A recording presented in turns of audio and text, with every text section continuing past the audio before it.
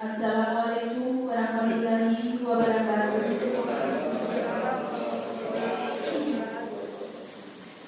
Acara pengajian dengan Pengadilan Negeri Bulukumba, Jumat 13 November 2020 dimulai. Acara pertama, sambutan dari Ketua Pengadilan Negeri Bulukumba kepada Bapak dengan hormat disilakan.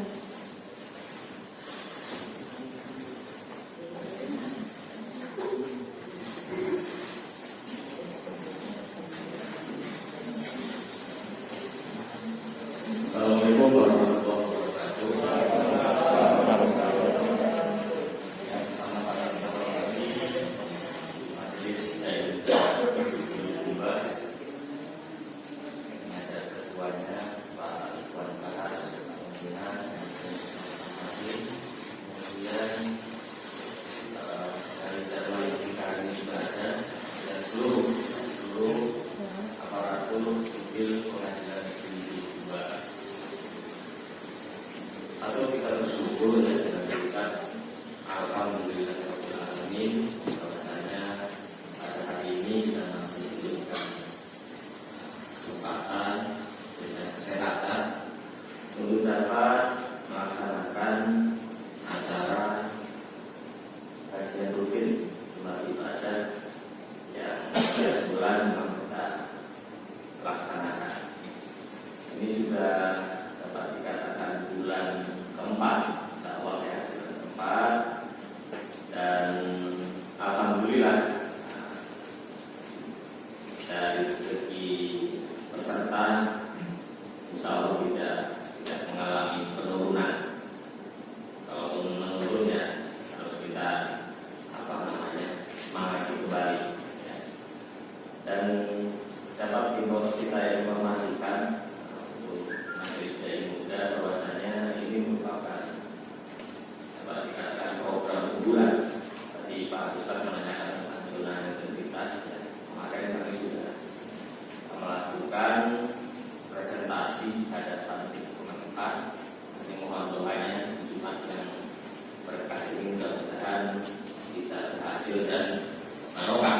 Yang penting berkahnya itu berkah pasti akan membawa kebaikan, tapi pada pengajian khususnya kemudian tentu saja warga Bulukumba pada umumnya.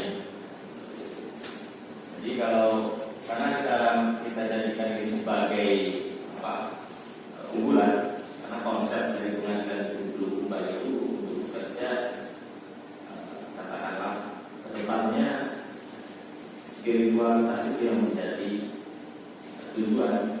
Kita sering dengar kerja keras, kerja tuntas, kerja muntas, kerja ikhlas. Itu sebenarnya fondasinya adalah spiritualitas. Spiritualitas itu berkaitan tentu saja dengan keyakinan. Kami berterima kasih dan perusahaan-perusahaannya di Majelis Dai Muda memberikan katakanlah tausiah rohani dan membaca Al-Quran. Mudah-mudahan ini menjadi habit dan kebiasaan bagi kita selaku umat Rasulullah. Mungkin itu saja yang dapat saya sampaikan. Satu lagi, ini memang jujur ada katakanlah kegiatan atau program yang melibatkan Majelis Dai Muda, ada pembangunan depot air minum untuk santri. Nanti mudah-mudahan katakanlah impak yang kita jalan selama ini itu bisa kita katakanlah menjadi amal jariah, kita impakkan untuk hal tersebut. Sangat luar biasa kalau bisa katakanlah memberikan apakah impak atau saudara dalam bentuk air, itu salah satu yang disunahkan, yang malah sunahnya sunah ya, masalah belajarnya di Pak Ustaz ya tahu apakah Hasan, apakah Sohe ya Pak Ustaz ya. Jadi mudah-mudahan di pertemuan kali ini betul-betul membawa manfaat, dan selanjutnya nanti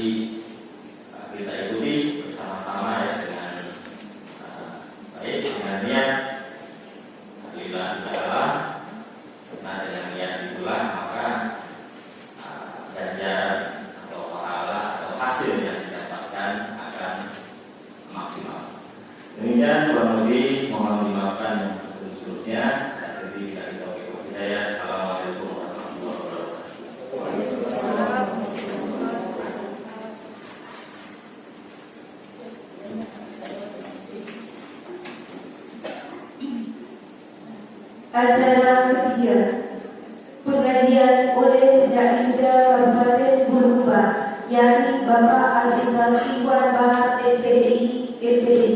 Kepada Al-Ustaz disilakan silakan.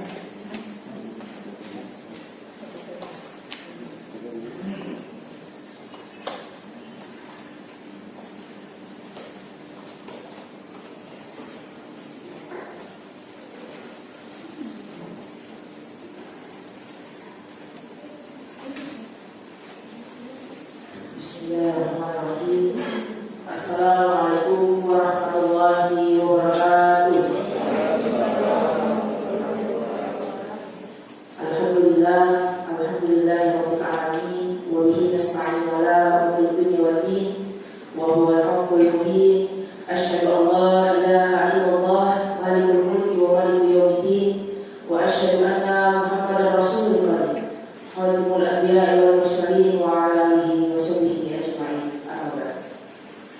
Yang terhormat Ketua Pengadilan Negeri Kabupaten Bulukumba beserta seluruh jajaran dan segenap keluarga besar Pengadilan Negeri Kabupaten Bulukumba, yang kami hormati Ketua Majelis Daerah Kabupaten Bulukumba Al-Ustaz Iwan Bahar SPDI yang akan memandu kita, memimpin kita dalam prosesi kajian yang pada hari ini kita bagi pada 3 sesi. Yang pertama, kita akan membaca atau melanjutkan ayat Al-Quran yang telah kita baca pada pertemuan sebelumnya, yaitu pada ayat 13 surah Al-Baqarah.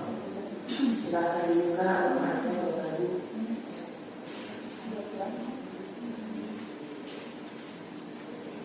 Kemudian selanjutnya kita memasuki prosesi kajian yang mungkin akan dibahas oleh Al-Ustaz Iwan Bahar mengenai fikih.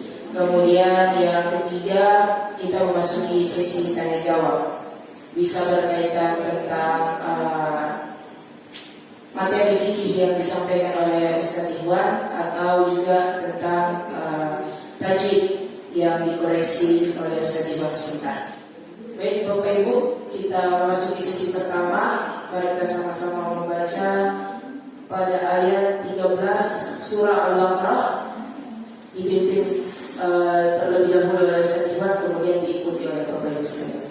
Kepada Ustaz Iwan Bahar dengan hormat disilakan.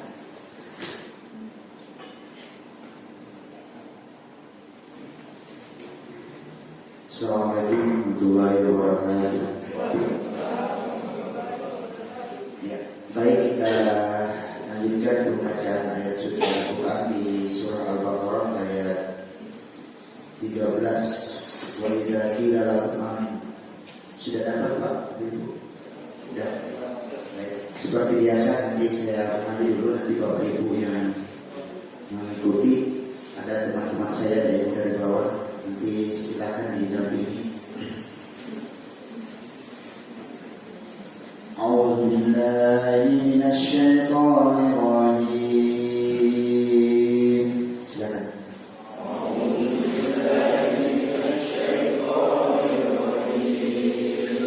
Bismillahirrahmanirrahim.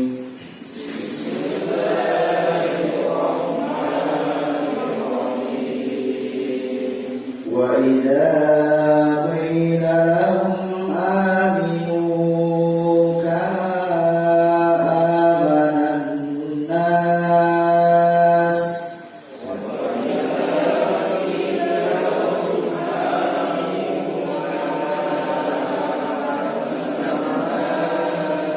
Ada tanda panjang di atas kama, jadi dia lebih panjang lagi. Kama itu lebih panjang lagi. Kemudian penyebutan huruf qaf, kui, bukan i, kui, ya kui lahum, jadi dia lebih tebal dari huruf f. Lanjut, kita ulangi sekali. Wa idza qila lahum aminu kama amanan nas.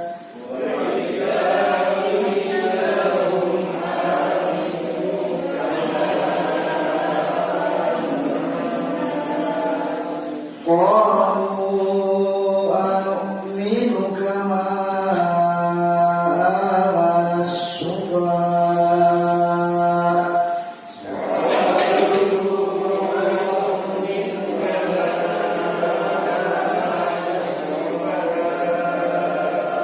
Ala innahum humus sufaha'u walakin la ya'lamun.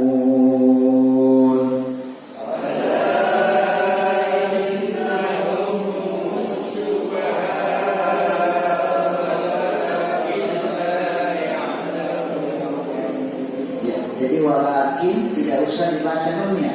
Nunnya tertulis tapi tidak terbaca. Walakinlah langsung masuk ke huruf lam. Ya. Sekali lagi. Ala innahum sufaha'u walakin la ya'lamun.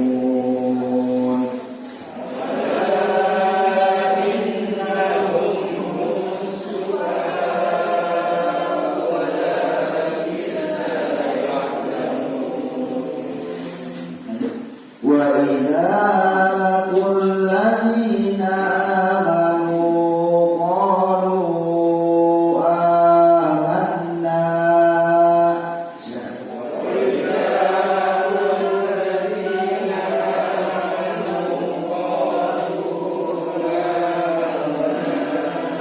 Ya, saya sedikit kesini ke laku. Ini banyak yang protes kalau kita baca. Kenapa tidak dibaca panjang? Sementara di situ ada waw.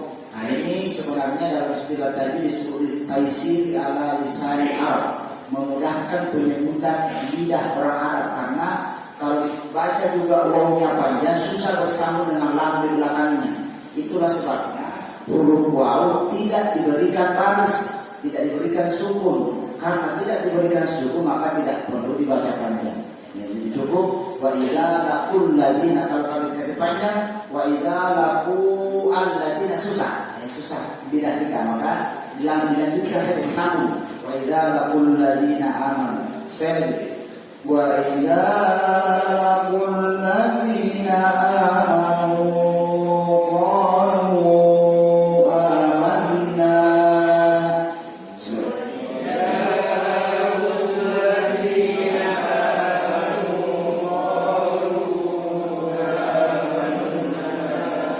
Wa idza khalau ila syayatin qalu inna ma'akum.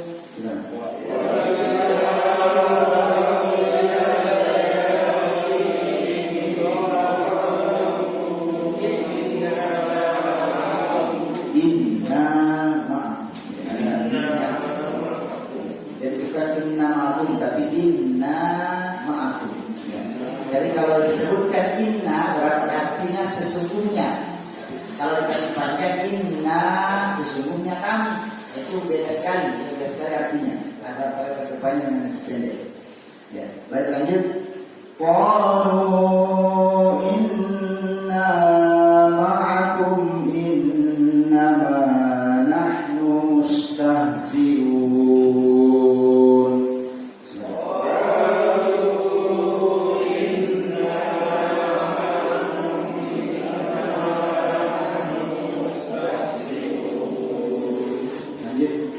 Allahu yastahzi'u bihim wa yamudduhum fi tughyanihim ya'mahun.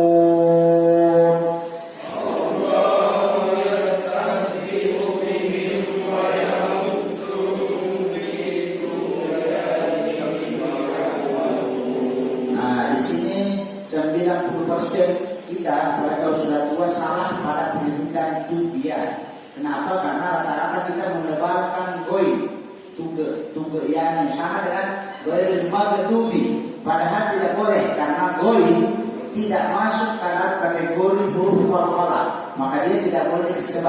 Jadi goi magdubi, tugyani jangan dikasih tebal karena dia bukan qalqalah, bukan huruf qalqalah. Sekali lagi tugyani bukan tugyani. Sekali lagi. Allah yastahzi'u bihim wa yamudduhum fi tughyanihim ya'mahun.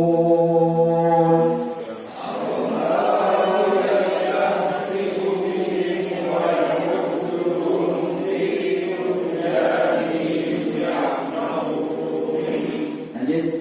Ulaika alladzina ishtaraw ad-dalalata bil huda.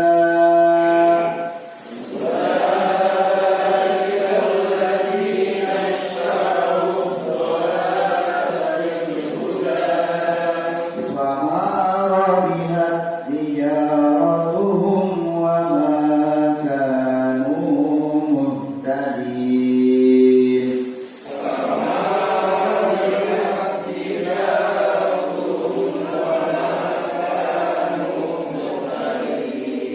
Iya, ada dua kali penyebutan hak di situ, Pak. Jadi hak dikasih tebal ya, karena dia hak yang memang penyebutannya. Tijaratuhum wa ma kanu muhtadin. Baik, kita lanjut di sebelahnya, hampir kita ambil sampai 2 ayat. Mathalum kamasalil ladzi istawqada nara.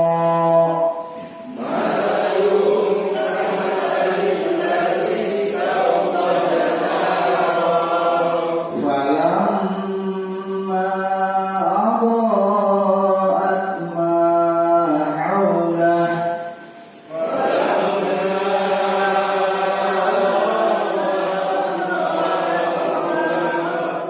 Ya, ini pendek tapi menjadi panjang karena banyak huruf-huruf panjang jalannya. Jadi panjangnya di sini ada 3. Falamma, ma itu diguna karena dia bertasydid. Falamma, kemudian setelah itu panjang lagi. Falamma, kemudian adaa'at, sekali lagi. Falamma adaa'at ma hawlah.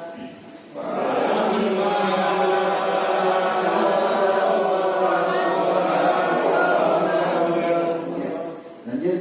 Zahaballahu binurihim wa tarakahum fi dhulumatin la yubsirun.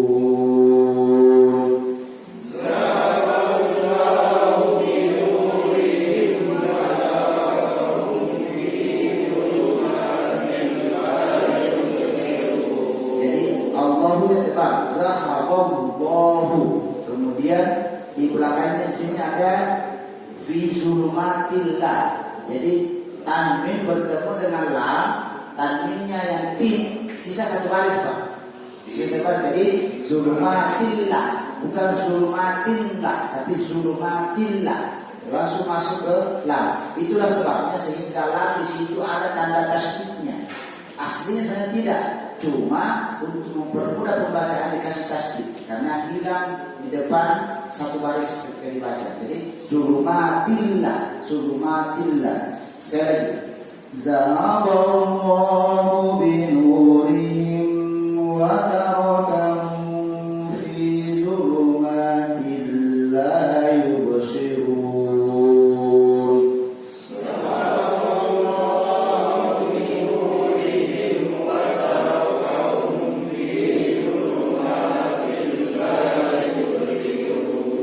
Ya, terakhir. Summun bukmun umyun fahum la yarji'un.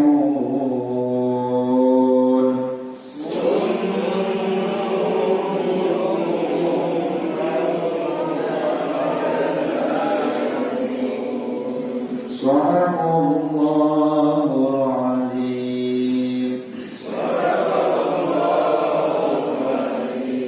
Ya, kita sampai di ayat 18, nanti insyaallah pada pertemuan berikutnya ya. Tapi izin Pak, kalau boleh di pertemuan yang akan datang saya mau 1-2 orang nanti dites ya. Intinya coba nanti kita koreksi kalau ada salah. Atau kalau mau sekarang Pak boleh.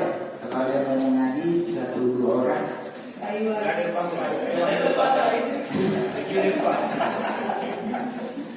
Karena kalau banyak orang Pak semua, ya karena sama-sama. Tapi kalau satu baru kelihatan aslinya. Atau nanti lebih apa ya? Saya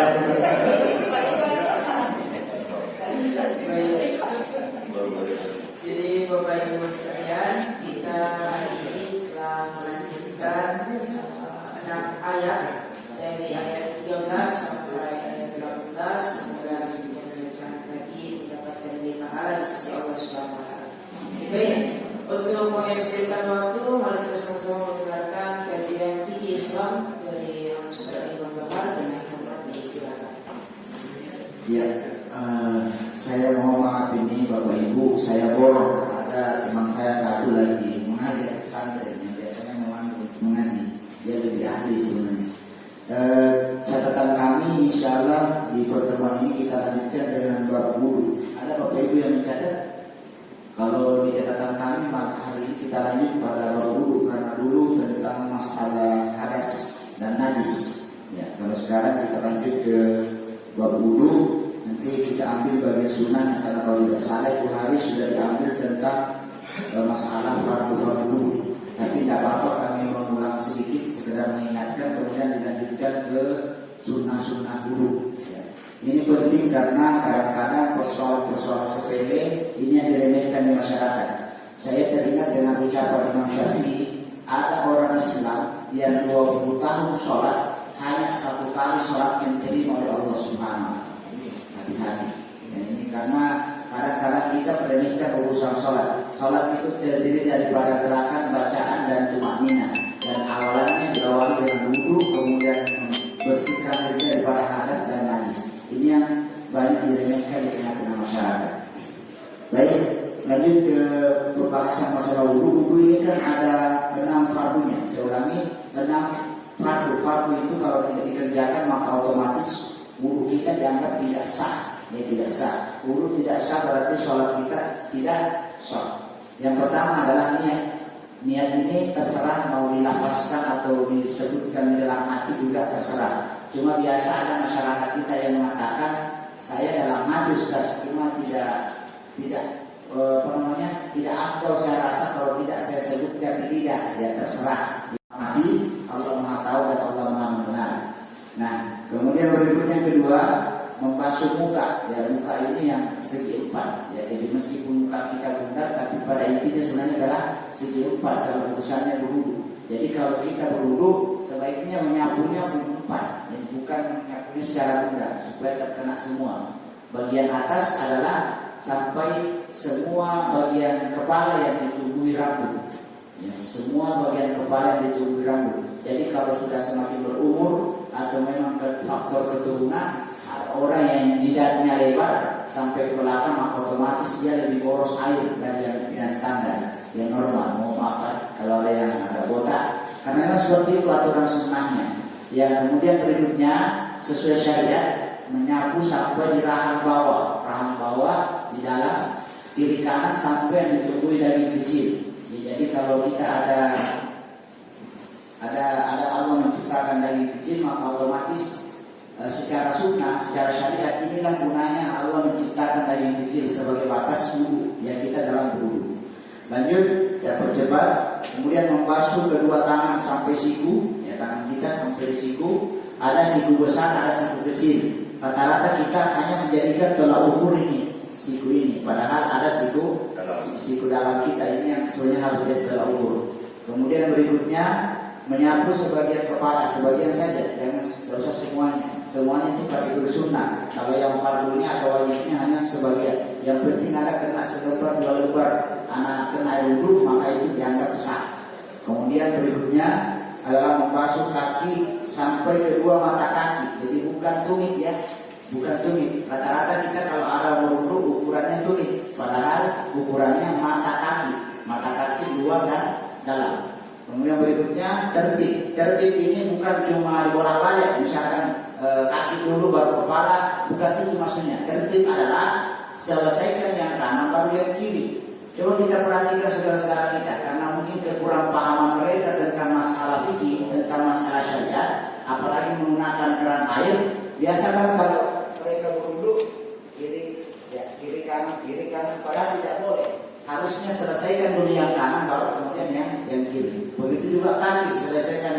badan kiri, yang dicampur-campur itu namanya tidak berurutan. Ya, jadi ini untuk fardunya. Baik, lanjut.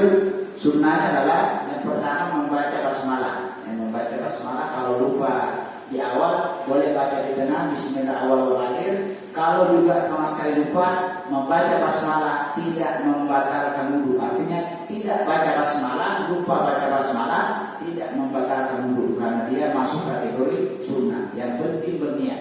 Yang penting berniat. Dua, membasuh tangan. Ini tangan kita dibasuh dulu, disunnahkan sebelum wudu basuh tangan. Dan perintah ini, sunnah ini 1400 tahun yang lalu sudah disampaikan Nabi jauh sebelum adanya corona. Ya, jauh sebelum adanya perintah mencuci tangan. Jadi kalau umat Islam itu ada 3M, seharusnya kita ini tidak usah lagi protes-protes kenapa mencuci tangan, kenapa begini, karena sudah diperintahkan 5 kali sehari semalam kita mencuci tangan. Kemudian berikutnya berkumur-kumur. Ya, berkumur-kumur ini memasukkan air ke dalam mulut, kemudian kalau perlu dikasih goyang-goyang dengan telunjuk kita, membersihkan sisa-sisa kotoran yang melekat di gigi. Tetapi pada kondisi sementara berpuasa kita tidak perlu kumur-kumur. Ya, jadi kalau normal maka itu dapat pahala. Tapi pada saat puasa wajib atau puasa sunnah, orang yang berkumur-kumur justru bisa memakruhkan puasanya. Kan biasa ada anekdot itu di Facebook, orang kumur-kumur 2 kali, sisa 1 kali keluar. Ini namanya sambil minum air. Ya, jadi sebaiknya pada saat puasa tidak perlu berkumur-kumur. Kemudian berikutnya memasukkan air ke hidung istinsyak. Ya, jadi ambil air dengan menggunakan tangan, kemudian dihisap masuk ke dalam hidung, kemudian dikeluarkan. Ya, dikeluarkan. Kemudian berikutnya menyapu seluruh kepala. Tadi kan sebagian, sekarang seluruhnya. Jadi kalau ibu-ibu berwudu kemudian disapu dari pangkal rambut sampai ujung semua kena, maka setiap lembar terhitung 1 pahala. Nah, itu kelebihannya. Tapi kalau hanya sebagian maka dia dapat sunnahnya saja. Kemudian berikutnya adalah menyapu telinga luar dan dalam. Ini telinga kita ini disapu luar dan dalam. Jadi kalau ada orang berwudu basah kepalanya tapi tidak basah telinganya, insya Allah sah.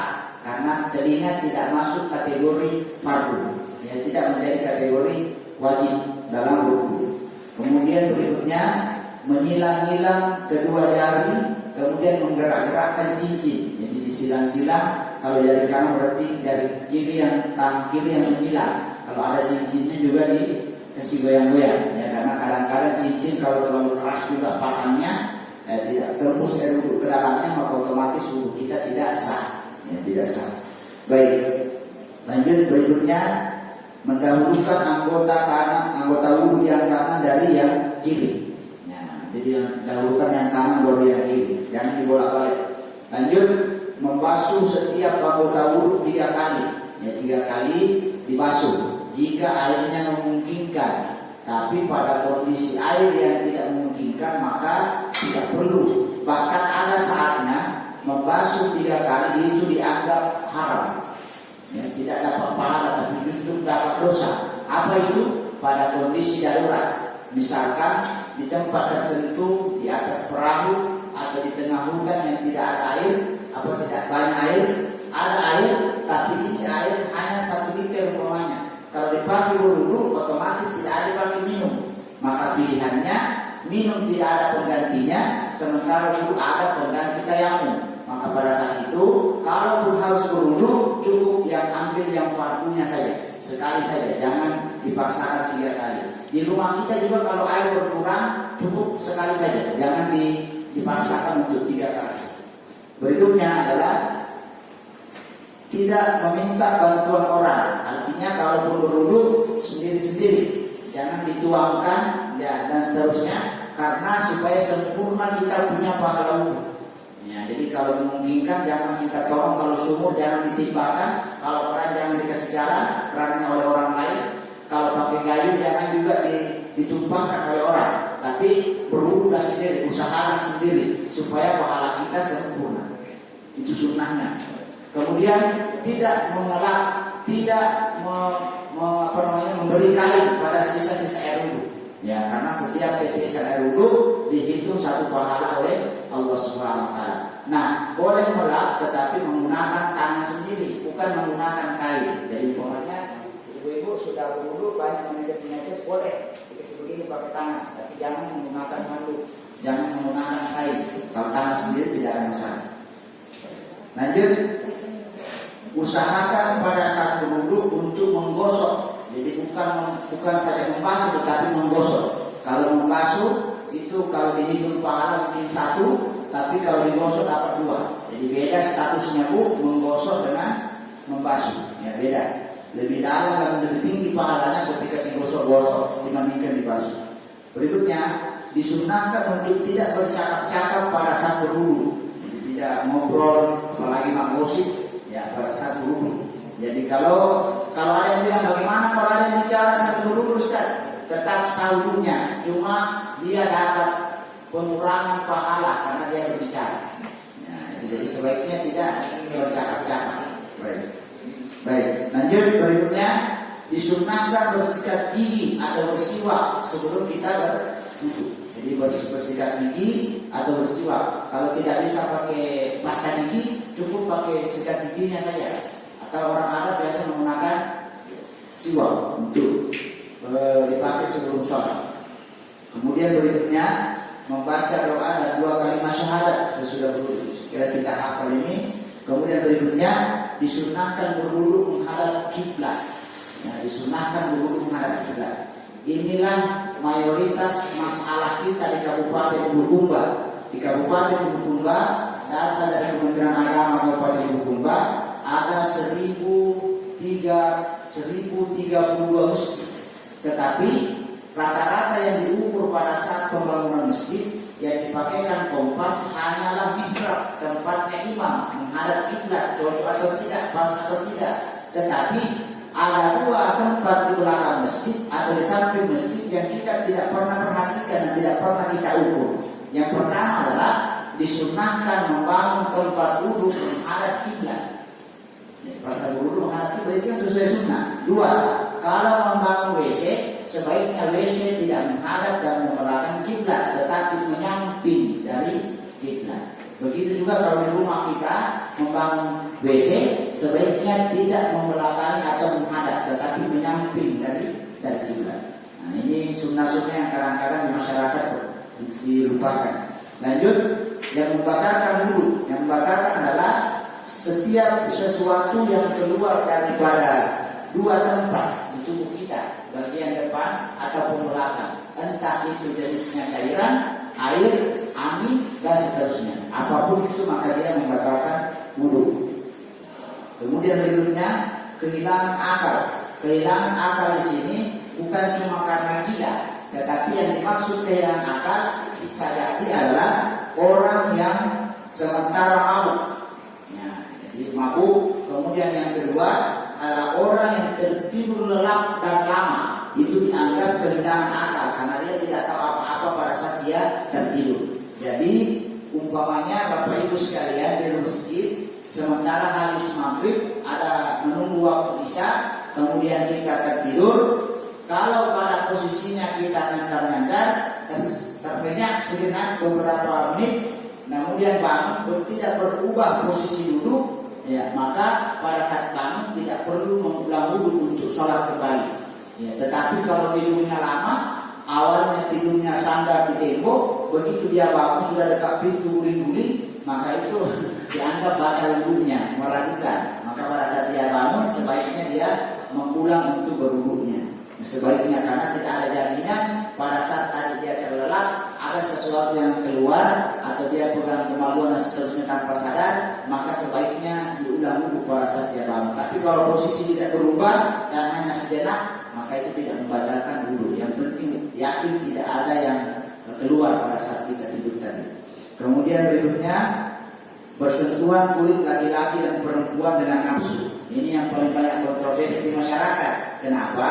Karena masyarakat kita ada yang belajar dari internet, ada yang belajar dari YouTube, dan beberapa umat Islam kita berbeda-beda pemahamannya. Sementara mayoritas umat Islam Indonesia beraliran mazhab Syafi'i 90%, Mazhab Syafi'i secara tegas mengatakan bersentuhan kulit laki-laki dan perempuan membatalkan wudu.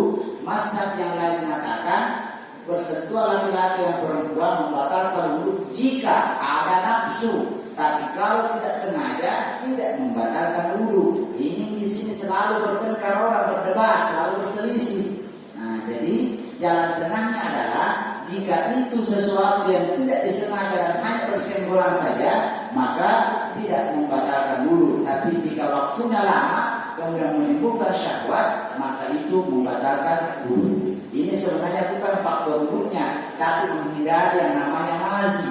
Saya ulangi Bapak Ibu, yang keluar dari kemaluan kita ada beberapa air. Ada air kencing, kemudian ada air mani, ada air mazi, ada air wadi. Air mazi ini yang keluar jika ada nafsu, khawatir jika bersentuhan, kemudian keluar air mazi, maka otomatis wudu tidak batal. Itu sebenarnya. Jadi kalau cuma sekedar lewat bertemu di WC bersenggol sedikit, ya, tidak masalah. Kecuali kalau bapaknya sudah berwudu, lantas datang istrinya langsung duduk di pangkuan suaminya, itu pasti batal dia. Ya, kalau seperti itu modelnya. Ya, jadi ini masalah bersentuhan kulit laki-laki dan perempuan memang banyak kontroversi. Ya. Jadi kalau kami kembali kepada keyakinan kita masing-masing, khususnya di Indonesia, kita masih Syafi'i. Ya. Untuk berhati-hatian, sebaiknya jika memang bersentuhannya mengandung unsur nafsu, ya silakan diulang dulu. Karena mau apa ibu-ibu? Ada yang biasa bilang begini, orang yang tinggi spandingnya apa ya, jangan kan bilang bersentuhan, lagi dia saja istrinya nafsu. Nah itu ada yang kan bersentuhan, dia saya sudah bernafsu. Ini makanya untuk menghindari itu sebaiknya diperlu kembali.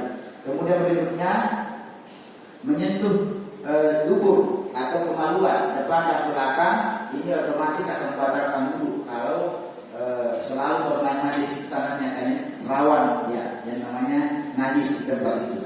Ini saya rasa untuk bagian-bagian daripada bab wudu, dan pada pertemuan berikutnya kita masuk ke mandi wajib. Ya, mandi wajib tentang bagaimana tata cara mandi junub yang benar, ya, sesuai dengan sunnah Nabi Sallallahu Alaihi Wasallam, apa penyebab mandi dan seterusnya.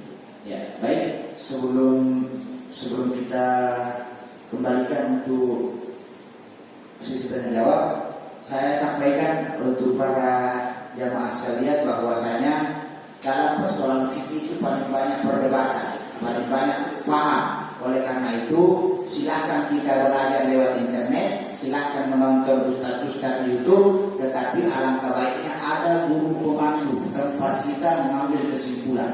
Karena di internet, di YouTube tidak ada kesimpulan. Semua ustaz berbicara sesuai dengan pahamnya, latar belakangnya. Tidaklah yang mengambil kesimpulan, ini yang kita mau ikuti. Ya, seperti itu. Baik, saya kembalikan ke moderator. Baik, Bapak Ibu sekalian, itulah tadi kajian fikih Islam dari Ustaz Iwan Bahar, di mana kita sudah dijelaskan 3 item. Yang pertama, apa yang menjadi fardu atau menurut wudu. Yang kedua, apa yang menjadi sunnah-sunnah wudu. Dan yang ketiga, apa yang membatalkan wudu. Semoga apa yang disampaikan oleh Ustaz Iwan ini bisa kita implementasikan dalam kehidupan sehari-hari. Baik Bapak Ibu, dari kajian tadi apakah ada yang ingin dipertanyakan? Mungkin ada yang ingin diperjelas, dipertajam lagi. Silakan. Ya, ini tentang wudu juga. Jadi apa? Sedikit tentang tata cara tayamum secara singkat itu seperti apa? Bagian mana saja sih yang harus terkena ya dari wudu itu, atau seluruhnya atau hanya bagian-bagian tertentu saja?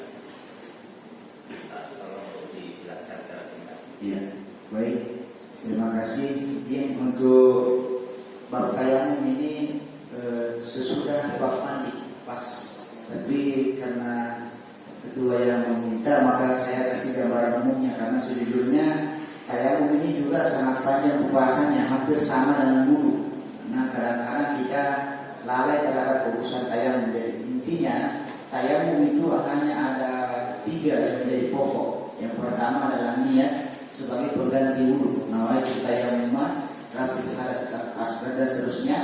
Yang kedua adalah membasuh muka, jadi membasuh muka dengan tanah atau sesuatu yang berdebu dan suci. Jadi tidak mesti menggunakan tanah. Jadi kalau kondisinya misalkan hujan, tidak ada tanah yang kering, maka silakan menggunakan debu-debu. Kalau tidak ada debu, boleh menggunakan bedak tabur, bedak baby, karena itu kan dibuat dari pohon daun-daun pohon. Kalau yang bedak-bedak sapinya tidak, itu membasuh muka sama dengan membasuh muka ketika berwudu. Yang ketiga adalah membasuh tangan sampai ke pergelangan. Ini fardunya. Tapi kalau mau sampai situ dapat sunnahnya. Jadi saya ulangi, kan kita biasa berdebat di situ. Sampai di mana sebenarnya? Pergelangan kah atau sampai situ? Ambil jalan tengahnya. Kalau sampai pergelangan fardu, kalau dapat sampai situ berarti dia dapat sunnahnya. Karena kadang kita berdebat pada persoalan yang mana sebenarnya ini tangan. Ya, ini kan tangan, jari, lengan, dan seterusnya. Sementara kalau di masa Nabi hukum potong tangan, orang yang dipotong tangannya ketika mencuri satu kali pernah terjadi, itu hanya sampai di sini. Berarti otomatis yang dimaksud tangan oleh Nabi adalah ini. Ya, tapi karena pemahaman yang berbeda, ada yang mengatakan sampai di situ. Maka oleh karena itu ambil jalan tengahnya, fardunya sampai sini, kemudian sampai situ adalah sunnahnya. Kemudian berikutnya, satu catatan penting tentang masalah wudu, ini yang penting dipahami adalah tidak sah, tidak sah tayamum jika dilakukan sebelum masuk waktu sholat. Saya ulangi, tayamum tidak sah jika dilakukan sebelum masuk waktu sholat. Umpamanya ini hari Jumat, karena tidak ada air, maka jam 9 dia sudah bertayamum persiapan mau pergi sholat Jumat. Itu tidak sah. Ya, kenapa? Karena belum masuk waktu sholat. Kecuali sudah mulai sholawat di masjid, masuk jam 12, sudah diupayakan mencari air tapi tidak ada, maka dia boleh bertayamum pada saat itu. Kondisi kedua adalah jika pada saat dia sudah bertayamum, kemudian berjalan ke masjid, ya, ke masjid untuk sholat, kemudian selesai sholat sudah assalamualaikum atau di pertengahan sholat turun hujan, otomatis ada air, ya, maka pada saat itu sholat tidak perlu diulangi, sholat tidak perlu dihentikan, lanjutkan saja yang sudah dilakukan dianggap sah. Tetapi jika di rumah sudah bertayamum, kemudian berjalan ke masjid, di tengah jalan turun hujan sebelum melaksanakan sholat, atau sudah dalam masjid tapi belum sholat, otomatis sholat tayamum tadi batal secara otomatis. Dia harus berwudu kembali. Tiga, ketika dia bertayamum untuk pengganti junub. Saya ulangi, dia junub, ya, kondisi dingin atau sakit, malam-malam junub, bangun subuh, tidak bisa kena air untuk mandi, tidak bisa juga berwudu karena tidak ada air, maka boleh sebagai pengganti mandi junubnya adalah tayamum. Tetapi kalau umpamanya selesai salat subuh dia bertayamum karena tidak ada air, tapi sebentar pada saat siang tiba-tiba mengalir air atau turun hujan, maka pada saat itu dia harus mandi junub kembali. Ya, tetapi yang sudah dikerjakan tadi subuh tetap dianggap sah. Ya, kenapa? Karena air mandi junub itu tidak bisa tergantikan dengan tayamum, cuma pelaksanaan ibadah yang bisa tergantikan. Nah, di sisi kesehatan ternyata disampaikan oleh para pakar kesehatan, ketika kita mandi junub selesai berhubungan suami istri yang membutuhkan banyak tenaga, maka pada saat kita mandi junub, maka otomatis urat-urat saraf kita itu akan kembali tersambung dan menjadi kuat. Itulah sehingga dianjurkan untuk mandi junub. Ini khusus yang 18 tahun ke atas yang sudah menikah. Ya. Baik, izin untuk sementara begitu. Berkecuali masih ada sebenarnya hal-hal lain yang terkait dengan masalah tayamum, termasuk hal yang membatalkan. Tapi nanti kita bahas lagi pada pertemuan berikutnya. Ya, ada lagi Pak, Ibu, silakan. Ya. Assalamualaikum warahmatullahi wabarakatuh.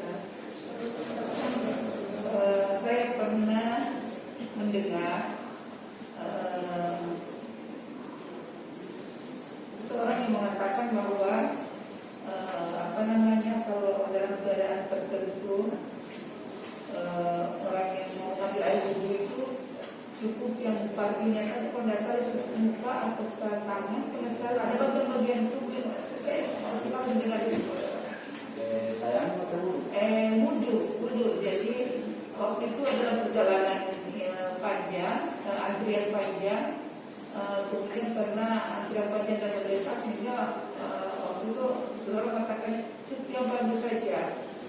Yang bagus saja itu perlu dasar itu hanya bagian tertentu tangan. Seperti dia mengatakan besar. Tapi saya juga ragu. Maka saya tanya Pak Ustaz.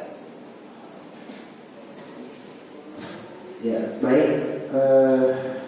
Kalau merujuk dari kajian fikih kita yang kita sudah bahas tadi, tidak ada keringanan untuk khusus masalah bab fardu. Jadi dia harus pertama niat, meskipun kondisi darurat bagaimanapun. Dua, tetap membasuh muka, ya, mukanya segi empat, kemudian membasuh tangan, kemudian membasuh kepala sedikit, kaki. Itu. Kalau dikatakan muka saja sama kepala, saya belum mendapatkan. Yang saya maksud seperti itu mungkin Tapi satu kali saja. Langsung saja, tidak usah kumur, tidak usah cuci tangan, tidak usah lagi membasuh langsung, karena kondisinya darurat. Boleh. Boleh. Masih ada Pak? Ya, Ibu silakan. Assalamualaikum warahmatullahi wabarakatuh.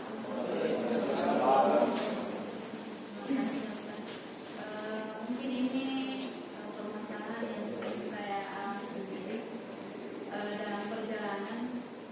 Kami biasanya perempuan singgah di masjid sholat, tapi masjidnya tidak menyediakan tempat wudhu khusus untuk wanita. Jadi kami mungkin berwudunya dengan keadaan yang sangat terbatas karena tidak bisa membuka. Jadi yang saya mau tanyakan, bagaimana cara apakah sah jika kami cuman untuk bagian kepala kan membasuh kepala kan itu wajib fardu ya. Jadi untuk membasahi itu bagaimana? Karena apakah kami bisa membasahi sedikit saja di bagian hidung atau memang harus sebagian kan nantinya sebagian dari kepala kami? Bagaimana Ustaz? Ya, baik. Solusi pada saat itu ada dua. Ada kondisi jilbab perempuan itu ya, yang menggunakan lapisan dalam. Kalau dia lapisan dalam itu agak susah karena dia pakai bagian dalam kemudian bagian luarnya. Kalau ini susah kalau dari depannya dikasih masuk tangan. Nah, untuk yang seperti itu caranya adalah basahi tangan kemudian longgarkan jilbabnya, masukkan lewat dalam. Jangan lewat sini, karena kalau dibuka lewat sini kemudian kelihatan rambut sama saja, itu juga tetap dosa. Jadi kalau seperti itu, basahi tangan, longgarkan jilbab, masukkan lewat dalam untuk membasahi sedikit. Yang penting kena sedikit. Kalau sama sekali tidak bisa menjangkau bagian atas, cukup bagian bawah, tidak apa-apa. Yang penting kena, karena tidak ada juga hadis yang menyatakan harus ubur-ubur. Tidak, cuma ayat dan hadis menyatakan membasuh kepala. Ya, jadi tidak ada bangsa birusikum basuhlah kepala kita kan ini. Tidak ada yang menyatakan bahwa harus dari sini. Jadi tidak perlu terlalu kaku, apalagi kalau kondisinya darurat seperti itu. Jadi ini sekedar mengingatkan juga kepada masyarakat kita, perhatikan juga tentang tiga hal kalau membangun masjid. Yang pertama laki-laki, tempat laki-laki. Yang kedua tempat perempuan. Yang ketiga tempat penyandang disabilitas. Dan saya atas nama pembina disabilitas di Kabupaten Bulukumba, dari 1.000 lebih disabilitas Kabupaten Bulukumba, jempol dan terima kasih kepada Pengadilan Negeri Kabupaten Bulukumba, salah satu lembaga yang mendahulukan dan memberi fasilitas untuk disabilitas. Ketika Perda Agama sudah ada, tapi justru DPR yang kemudian tidak memberikan fasilitas untuk itu dan beberapa instansi yang lain. Saya tidak mengecilkan, tetapi harus ini didukung karena sudah ada perdanya. Terima kasih banyak kepada seluruh warga Pengadilan Negeri Kabupaten Bulukumba karena fasilitas. Saya kira begitu ya. Saya kira juga jam 9 juga pas sesuai dengan target kita. Saya mohon maaf Bapak Ibu, terkadang memang materi seperti ini harus diulang-ulang. Bukan karena kita tidak mau naik, tapi kadang masalah sepele sering dilupa. Jadi insya Allah pada waktu yang akan datang kita lanjutkan tentang masalah mandi, kemudian lanjutkan dengan bab tayamum dan jenis-jenis darah, insya Allah. Demikian untuk pengajian kita hari ini. Terima kasih banyak atas segala perhatian. Mohon maaf atas segala kekurangan. Wassalamualaikum warahmatullahi wabarakatuh. Saya kembali ke Ustaz. Baik Bapak Ibu sekalian, itulah tadi rangkaian kajian rutin kita.